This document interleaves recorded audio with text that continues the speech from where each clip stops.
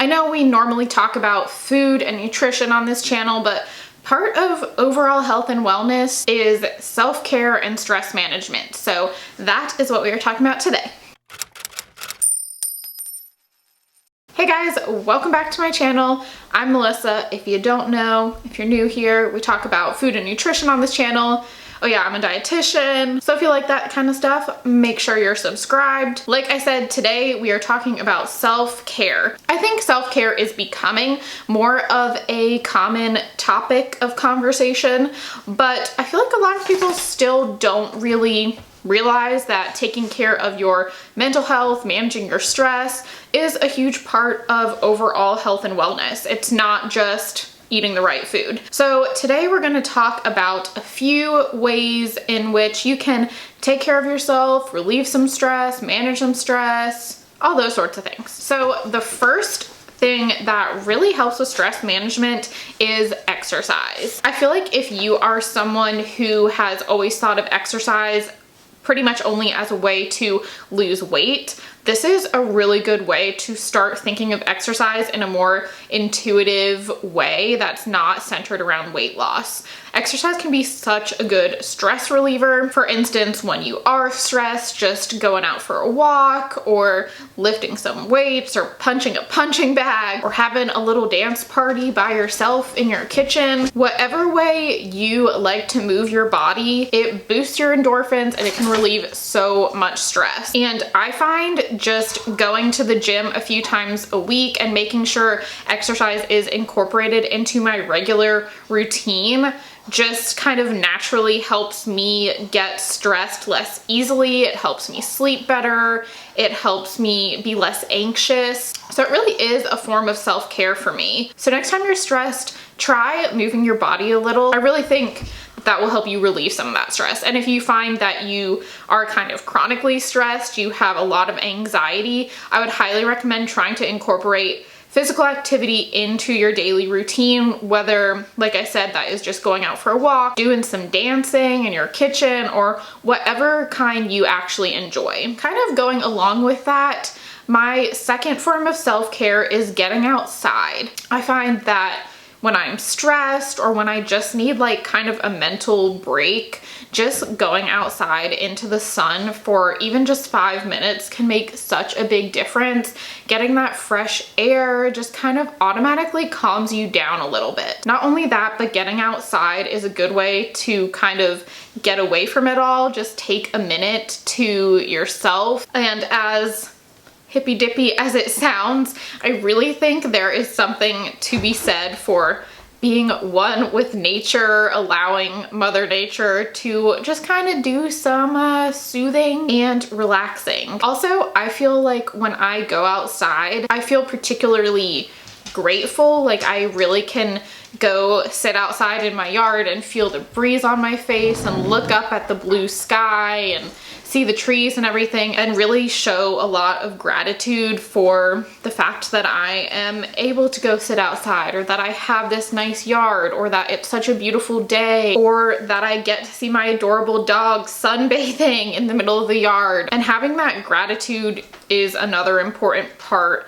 of self-care, and it really puts things into perspective. Number 3 is have some alone time. And this is particularly important if, like myself, you are an introvert. Being around people all the time really drains me, and just being alone is such a stress reliever for me. I just feel like I don't have to be on. I feel like I can just relax. And so even just taking like that 5 minutes to walk outside and be by myself, or however long to take a walk by myself, or even going to the gym where you can just focus on yourself for 30 minutes or whatever. Having that alone time honestly is such a huge stress reliever and form of self-care for me. I used to think that it was bad to like feel like I was being overwhelmed by all the people around me, or feel like something was wrong with me for not wanting to be around people all the time when I felt like everyone else was just like constantly with their friends and everything. But I have realized about myself that being alone is super important, and it really is a form of self-care for myself. I do consciously have to make the choice to take some time for myself, to say no if someone wants to hang out and I know that I just need some time. So don't be afraid to use alone time as a form of self-care and stress relief. The next is to pamper yourself in some way. Clothes. Treat yourself. Fragrances. Treat yourself. Massages. Treat yourself. Mimosas. Treat yourself. Fine leather goods. Treat yourself. This can obviously mean different things for different people, but I find that really treating myself can be such a good form of self-care. So for me, a lot of times that means like having a little spa night where I just do a couple face masks and watch TV or watch a movie. For you, that could mean taking a bath. That could again mean going for a walk by yourself. That could mean getting yourself a massage. Really whatever kind of feels like a treat for you that you know that you'll enjoy.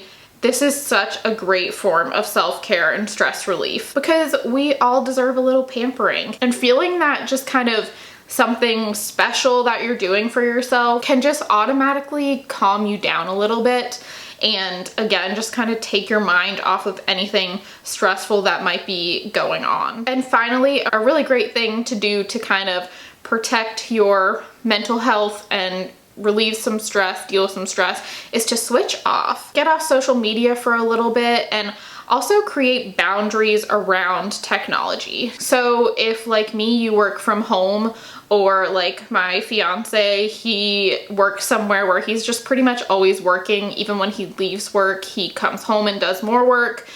Setting boundaries around those things is a huge part of self-care. You're never gonna be able to relax if you are constantly working, or if you constantly feel like you should be working. So you don't need to do anything crazy. You know, if you have a job that really does require you to work long hours, you don't necessarily have to say, all right, at 5 o'clock, I'm leaving, I'm not bringing my computer home. You don't have to do something that extreme if that's not realistic for you.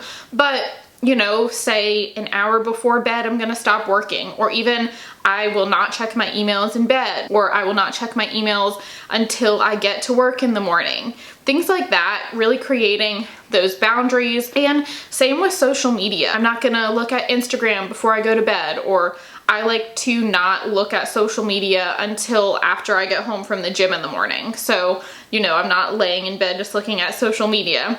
Those sorts of boundaries, nothing extreme, but creating those boundaries allows you the time to relax, and it allows you the time to just have some time for yourself, not be worrying about anyone else, not be worrying about work or seeing a photo that makes you feel bad about yourself or about the world or anything of that nature. So creating those boundaries around technology can really make a big difference in terms of your mental health and self-care. All right, well, those are 5 tips of incorporating self-care into your life. I hope that you learned something or heard some ideas that you think that you can incorporate. Let me know below what you do for self-care and stress relief. I am interested to hear because I'm always looking for new ways to care for myself. If you like this kind of video, like self-care, stress management kind of thing, also let me know below and I can do more videos about this sort of stuff.